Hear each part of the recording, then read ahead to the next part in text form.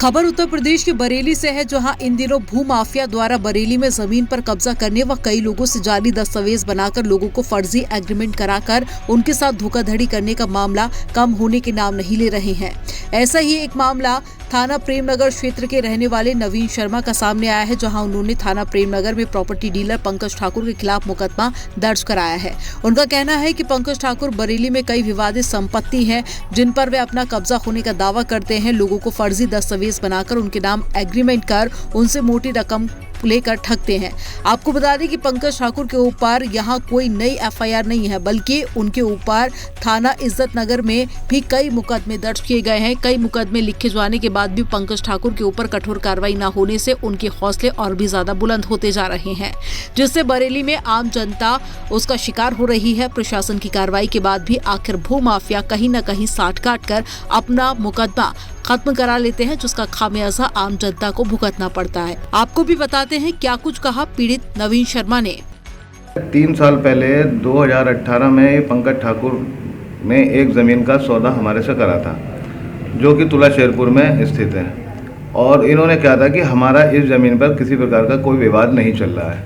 इनके साथ में एक रियासत हुसैन नाम के आए थे, तो बोले ये ज़मीन के जो है मालिक हैं और जो है मैं भी इस ज़मीन का मालिक हूँ, जबकि ये ज़मीन के बाद में छानबीन करने के बाद मालूम चला कि ये मालिक ही नहीं है।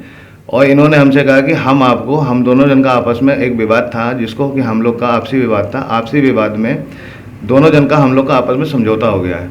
अब हमारी ज़मीन पर किसी प्रकार का कोई विवाद नहीं रह गया है। और इन्होंने ये बोला कि जो है कि आप हमें इस ज़मीन पे जो कुछ पैसे खर्च होंगे, आप हमारे को इसमें 15 लाख रुपए आप हमारे को टोकन अमाउंट आप हमारे को दे दो। तो हमने इनको जिस दिन हमारे पास आया उस दिन हमने इनको 1 लाख रुपया दिया। 12 तारीख को मैंने इनको 12/10/2018 को मैंने इनको 1 लाख रुपया दिया और 30/10/2018 तक मैंने इनको जो है इनकी 15 लाख रुपए की अमाउंट इनको दे दी। और इन्होंने मुझसे कहा कि मैं 3 महीने में आपको हम लोग आपसी विवाद को निपटाकर साफ सुथरा करके आपको सौदा दे रहे हैं। आपको किसी विवाद में आपको कहीं नहीं कोई आदमी परेशान करेगा। हम आपको नीट एंड क्लीन ज़मीन दे रहे हैं बिल्कुल। 15 लाख रुपए मैंने इनको 30/10/2018 को कुछ पैसे मैंने नगद दिए, कुछ पैसे मैंने इनको चेक के माध्यम से दिए। जो पैसे मैंने इनको नगद दिए उसमें इन्होंने कहा कि नवीन भाई मेरे खाते में जो है पैसे जो है ज़रूरत से ज़्यादा आ गए हैं, इसलिए आप मुझे जो है चेक के माध्यम से पैसे ना दें। तो मैंने इनको कुछ पैसे नगद के माध्यम से, जिसमें 8 लाख रुपए की रकम मैंने इनको नगद दिए हैं और बाकी के पैसे के इनको मैंने चेक दिए हैं, जिसको इन्होंने पूरे तरीके से भुगतान कर लिया। और मुझे कहा कि मैंने 15 लाख रुपए आपसे प्राप्त कर लिया, मैं 3 महीने बाद आपको ज़मीन का कब्जा और जो है नीट एंड क्लीन करके लाकर दे दूंगा। क्या हुआ?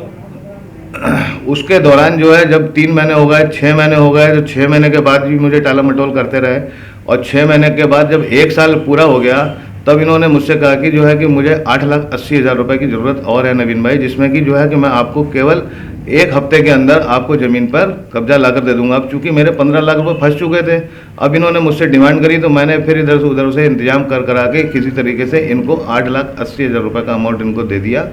और दे देने के बाद में इन्होंने क्या 1 हफ्ता मैंने इनको 15 दिन का और इंतजार करने के बाद इन्होंने मेरा वो काम भी नहीं किया। मेरे 8,80,000 रुपये ये ले लिए, 15 लाख रुपये मुझसे पहले ले लिए। इस तरीके का ठगी का महसूस किया कि जो है कि ना मेरे पैसे वापस कर रहा है, ना मुझे ज़मीन दे रहा है। तो मैंने इससे कहा कि साहब मेरे पैसे मुझे वापस कर दीजिए। तो मैं इससे टाल मटोल करने लगा। टाल मटोल करने के बाद 1-2 बार जब मैं गया तो जो है इसने मेरे साथ गाली गलौज करी और जो है बोला कि आप पैसे लेने आया तो दोबारा से यहाँ पे तो तुझे जान से मार दूंगा। और जो है फिर बाद में मैंने जब इसके बारे में जानकारी ली तो इस तरीके के कई विवाद इसके जो है थाना इज्जत नगर क्षेत्र में उस विवादित ज़मीनों पे ये काम कर भी रहा है, आज के समय में भी कर रहा है। जो बात जानकारी ली हमने बाद में तो मालूम चला 3 मुकदमे जो है इसके इज्जत नगर थाने के अंदर इन्हीं धाराओं में 420, 467, 468, 471 के धारा में तीनों एफआईआरों में इसी एक ही धारा में मुकदमे दर्ज हैं। फिर बाद में जब मैं परेशान हो गया, परेशान होने के बाद मैं कप्तान साहब के पास, महोदय कप्तान साहब के पास गया, तो महोदय कप्तान साहब ने जो है थाना प्रेम नगर इज्जत यहाँ से जांच करा के और जो है हमारा एक उन्होंने मुकदमा दर्ज किया। और मुकदमा दर्ज हो जाने के बाद में अब हमारे को यहाँ से न्याय की उम्मीद है। लेकिन चूँकि उनके ऊपर 3 मुकदमे में उस पर किसी प्रकार की कोई कार्रवाई नहीं हुई है और ये भी मुझे भी इस मुकदमे से जो है इंसाफ की उम्मीद नजर कम आ रही है, क्योंकि वो इस तरीके का प्रकरण करता रहता है। उसकी जान पहचान और जो है अपने पैसे के बल पर जो है सारे मुकदमे अपने वो ख़त्म करा लेता है। उसको किसी प्रकार का भी भय मुक्त घूम रहा है वो। और आज जो है हमारे साथ में इंसाफ हमें उम्मीद है कि जो है कि साहब हमें इंसाफ कप्तान साहब और जो है प्रेम नगर थाने से हमारे को मिलेगा। Bureau report, Bareilly.